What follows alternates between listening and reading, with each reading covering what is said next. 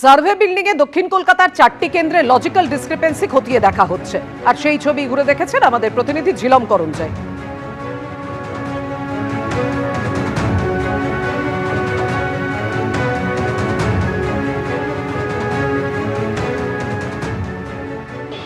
Supreme কোর্টের নির্দেশে রাজ্য জুড়ে এসআইআর এ এক অভিনব পদক্ষেপ করা হয়েছে এবং যার মধ্যে আমরা দেখতে পাচ্ছি বিচারক থেকে শুরু করে জুডিশিয়াল অফিসাররা তারা নিযুক্ত হয়েছে। আমরা এই মুহূর্তে রয়েছি সার্ভে বিল্ডিংয়ে। সেখানে এই দক্ষিণ কলকাতার 4টি কেন্দ্রের যে লজিক্যাল ডিসক্রিপেন্সি রয়েছে, যে অভিযোগগুলো রয়েছে, সেই বিষয়গুলো খতিয়ে দেখা হচ্ছে।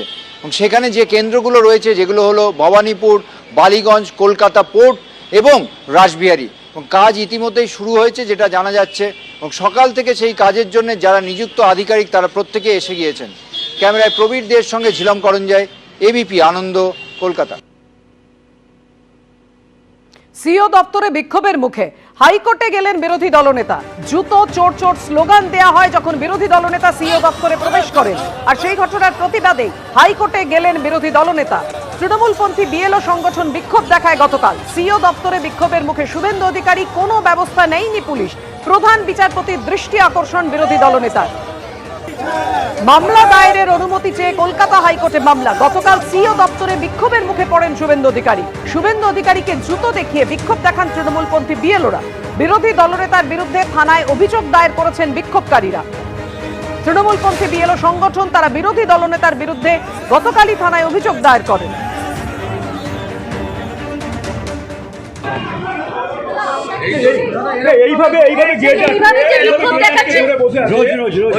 কলকাতা পুলিশের লোকদের বলুন আপনার বাহার গেট पे रहिए, जरूर কলকাতা পুলিশের লোকদের বলুন।